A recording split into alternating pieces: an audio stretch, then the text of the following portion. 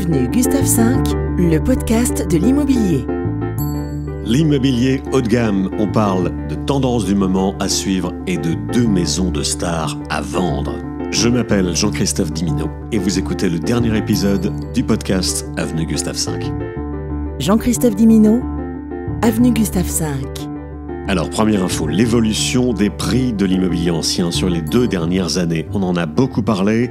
Toutes les grandes villes de France ont vu leurs prix augmenter, toutes, sauf Paris, qui chute de 3,2% selon l'étude du site Meilleurs Agents. Alors attention, des chiffres à prendre avec précaution, mais tous les médias vont reprendre cette étude, vous allez voir, sauf que Meilleurs Agents ne se base que sur les prix de vente affichés. Ça peut être trompeur.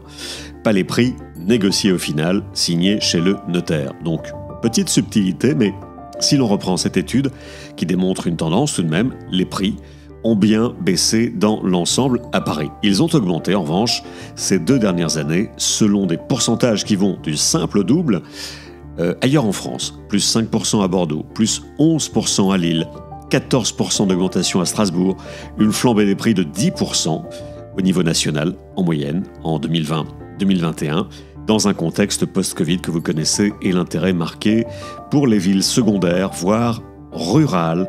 Pour ce qui nous concerne directement, on retiendra une augmentation des prix de vente à Nice de 7,7% en moyenne en 2 ans et toujours donc selon Meilleurs Agents, une source parmi d'autres, la plus fiable étant les notaires de France et les valeurs foncières publiques dont on s'inspire pour répondre aux demandes d'estimation des futurs vendeurs.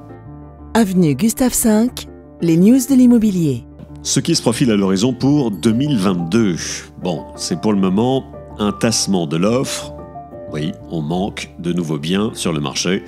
Et dans le même temps, on constate une accélération des délais de vente. En clair, la demande restant élevée, dès qu'un nouveau bien arrive sur le marché, il trouve preneur dans un délai raccourci par rapport à l'an dernier.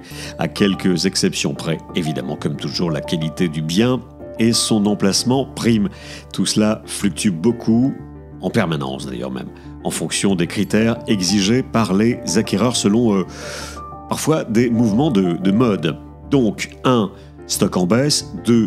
Taux en hausse, une remontée des taux, toute relative selon le profil et les revenus des acheteurs, mais voilà.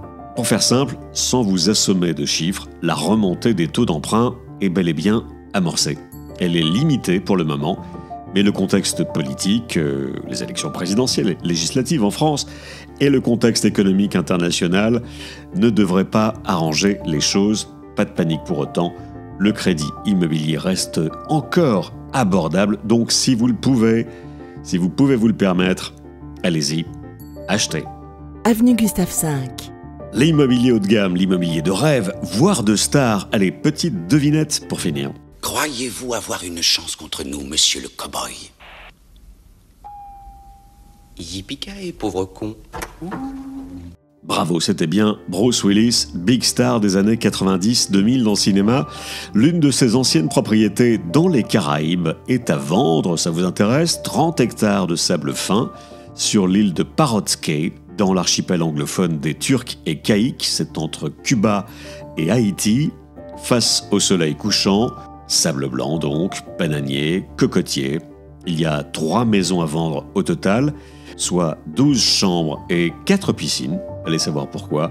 Pour se prendre pour Bruce Willis, les futurs acquéreurs devront débourser 33 millions de dollars. Yippee-ki-yay, motherfucker. Enfin, autre demeure de star, très originale cette fois, à Los Angeles, en Californie, c'est Michael Balzari qui la met en vente, plus connu sous le nom de Flea. Flea, c'est le bassiste bien sûr du groupe Red Hot Chili Peppers.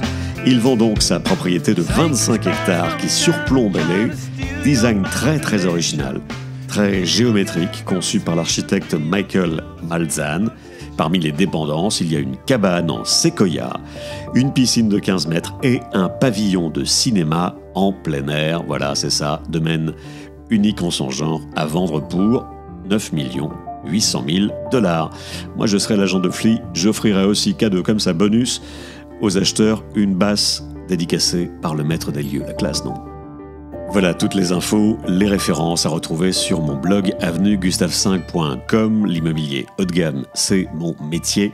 Je vous retrouve donc sur le terrain, la Côte d'Azur, Nice, et puis partout en France, et même à l'étranger, si besoin. Avenue Gustave V, le podcast de l'immobilier.